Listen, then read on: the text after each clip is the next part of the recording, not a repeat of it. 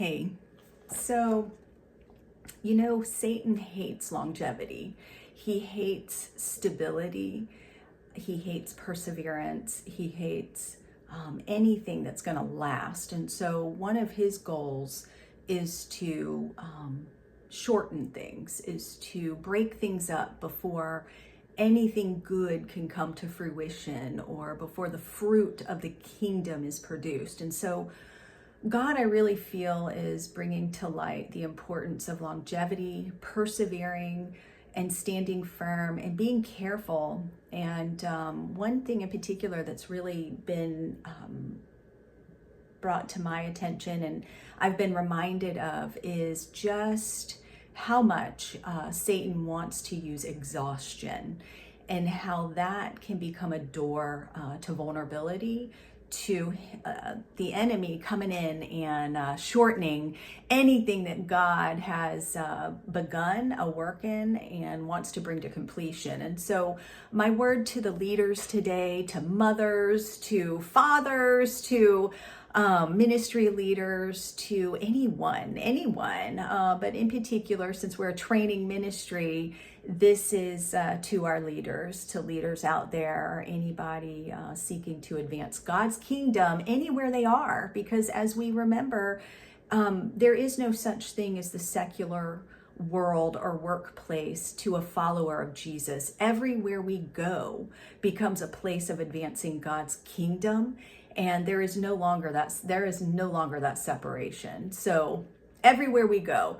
So we've got to be careful and on guard that when exhaustion sets in, it will at times, because we do not control the circumstances, some circumstances that come up in our lives or in the lives of those we love. People get sick. There's hardship that comes. There's challenges. There's trials. And we're going to get tired. And so what happens is, God's word is clear that we need to take every thought captive to the obedience of Christ. And he will guide us and align us according to his will, despite what our flesh, what our thoughts may be. We take them to Jesus and he will align us. And what I have found is that exhaustion can make us vulnerable to our own devices, to our own thoughts. And our thoughts are not always aligned with God's mind, with his thoughts. His ways are higher than our ways. Lean on his understanding, not our own. Take every thought captive to the obedience of Christ. It's everywhere in God's word how there's this battle of the mind going on, and Satan is always waiting for an opportune time. So exhaustion is like a prime ground for God to do a work, but for also the enemy to see that as an opportune time. So listen, my point is, we've got to take every thought captive. If you are in a season of exhaustion and just feeling tired, or getting to that place of, some people may call it burnout, but you don't even have to be in a place of burnout to be feeling exhausted.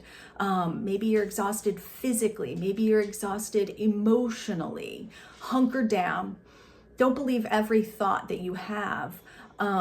We can either be justifying our own thoughts or waiting for God's confirmation. So one of the question is, are you justifying the flesh by planning according to those thoughts and moving forward with those before seeking God's confirmation? Or are you being patient? Are you leaning back and getting into God's presence, being still in him, and making sure that whatever thoughts you are entertaining is truly coming from the voice of God? He confirms his word. He makes it clear. And so if the thoughts you're having in this place of exhaustion, if the plans you're making based on the thoughts you're having in a place of exhaustion has not truly been confirmed by the voice of God, then pause. You've got to be patient. You've got to stop and take every thought captive to the obedience of Christ. We have to be praying. So make sure you are hunkering down in prayer. Sometimes what I do and what I have found is, if I am in doubt, like if I'm like, I need God confirm, I need clarity, we should always be praying. Number one, if you're not praying, then you're not seeking God's confirmation. You're just justifying your flesh. So when we go into prayer, we can ask God, Lord, bring clarity, confirm what it is you want me to be doing in this season. Refresh me, give me strength, God. Help me to stand firm. And he will confirm his word. If what you have been thinking is not based on his word, he won't confirm it. He may do the opposite actually, but you won't get confirmation from his word and from, God. You can always know who to go to justify your own thoughts and flesh. We are really good at justifying our own desires or our own assumptions or our own ideas.